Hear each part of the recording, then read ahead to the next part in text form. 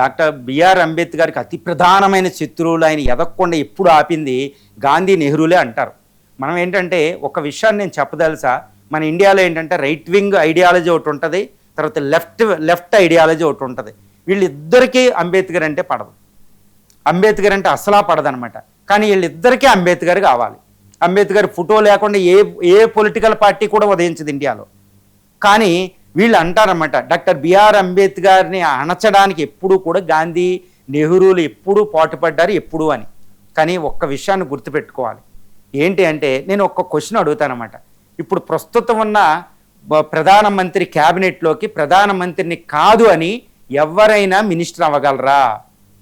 ప్రధానమంత్రి ఇప్పుడు ఆ యొక్క అధ్యక్షుని, పార్టీ అధ్యక్షుని కాదని ఎవరైనా రాజ్యసభకు అపాయింట్ అవుతారా? అదేవిధంగా సీఎంని కాదని, ఈ యొక్క సీఎం రీజనల్ పార్టీలో సీఎంని కాదని ఎవరైనా క్యాబినెట్లోకి వెళ్తారా? వెళ్ళలేరు కదా.